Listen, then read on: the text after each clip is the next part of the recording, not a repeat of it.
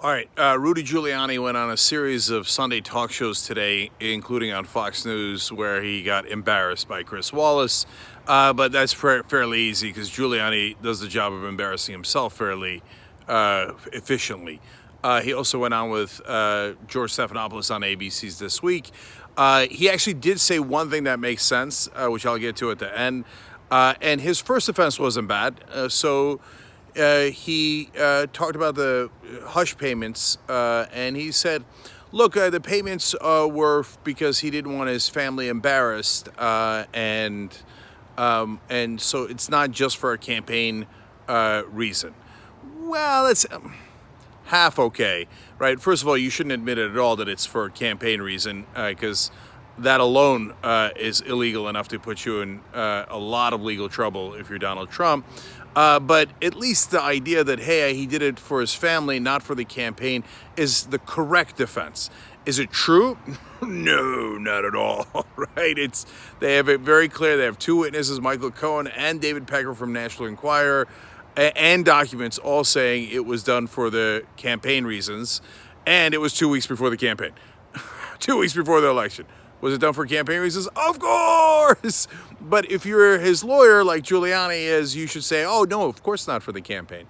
But you shouldn't admit that it's partly for the campaign either. So usual Giuliani clownishness there. And Chris Wallace kept owning him. And look, what Wallace kept asking was, yeah, okay, I understand that's your legal defense. But you're playing a shell game. And Giuliani's like, that's what lawyers do. He's like, yeah, I know, but you're on television, and I'm asking you, is it true or not true? And he's like, well, I am a lawyer. In other words, no, it's not true. It's of course not true. So of course he paid him off for the campaign. So then he said if he did pay him off, it's not illegal anyway, like even if he received money from Michael Cohen. Well, that one's terrible defense because it's not remotely true. If you take $135,000 from somebody, that's an in-kind campaign contribution. They said, no.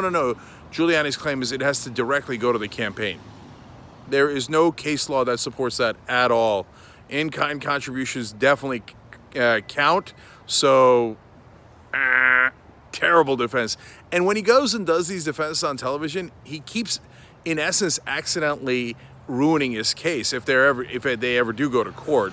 And saying, yeah, maybe I paid him off, or Cohen made the payments for me, but that if you don't give it directly to the campaign, it's not a campaign contribution. That's terrible, man. That's going to get your client in a ton of trouble because no one believes that. You might be trying to make a PR argument there, but that's not a legal argument. And then they ask him, well, how about National Enquirer doing a payoff? That's a company, a corporation, doing a payoff on behalf of the campaign. And Giuliani's like, well, he does that eye roll like, I mean, that was on the ABC interview. Super embarrassing. I mean, he's not even prepared for these answers. But I haven't gotten to the worst part. So then they talk about the Russia part of the case. So there's the hush payments to the mistresses, which, by the way, let's just note that Donald Trump still hilariously claims that he didn't sleep with them. What? He says, well, I made hush payments not related to the campaign, but because I didn't want my family embarrassed, even though I didn't sleep with them at all. Hilarious. All right, let me just say before I get to the worst part and the best part. Look, guys, we're still in the middle of a membership campaign. So if you want to get dozens of progressive shows, basically a progressive Netflix, join up on the Young Turks. It's just $4.99. Oh, wait a minute. There's actually a free trial right now. You can do a week-long free trial. So that's at tyt.com/holiday if you want to try that. If you just want to join up, tyt.com/join always works. All right. So worst or best, depending on how you look at it, is they get to the Russia part, and Giuliani says, collusion's not a crime. Collusion's not a crime. Oh, you schmuck. He's like, even if we worked with the Russians, collusion's not a crime. Even if we worked with the Russians is the world's worst defense. Oh, why are you admitting that on national TV, you schmuck? You're supposed to be Trump's lawyer. We see the fish rots from the head down. only a clown like Trump would hire a clown lawyer like Giuliani. And yes, of course it's a crime. It's a crime to take money from Michael Cohen above $5,400. At that point, actually, in the campaign, above $2,700. It's a crime to take it from the National Enquirer. It is most certainly a crime to take it from a foreign government. The fact that they're a hostile foreign government makes it politically worse, but criminally, it doesn't really matter. You cannot take money from a foreign government, period. And then you cannot take it above the campaign limit from anybody, let alone foreign government. So that's doubly illegal. Now, the Russians appear to have stolen the evidence that they gave as an in-kind contribution to Donald Trump, potentially, right? But I don't know that that makes it any worse. It just makes it worse politically. But in terms of the law, you cannot take an in-kind contribution over $2,700, and the effort and the money that they put into stealing that information and disseminating it was way above $2,700, and it's from a foreign government. So that is both completely illegal. And for him to say, well, I mean, yeah, I might have worked with the Russians and they might have given us all this information and we might have used it to win the election, but, I made up a word collusion that I, say that this case is about, and I went and looked in the law books and I couldn't find the word collusion. What difference does it make?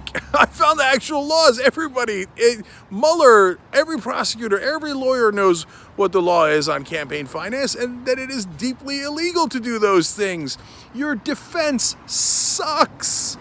And when you say it on TV, you're admitting things you should not as a lawyer. God, they are so careless.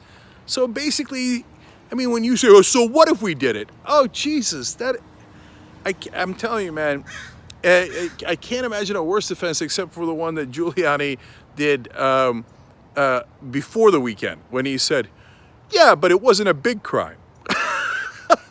That takes the cake. That's the worst of the worst. So what's the only thing that Giuliani did right?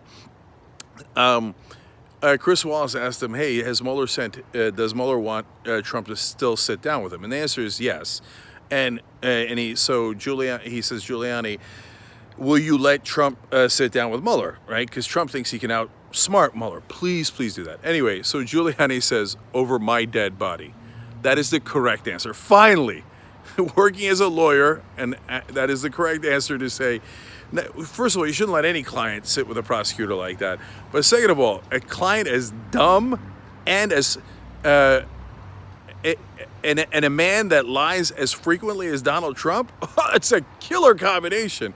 He will get manhandled by that prosecutor, and he will lie,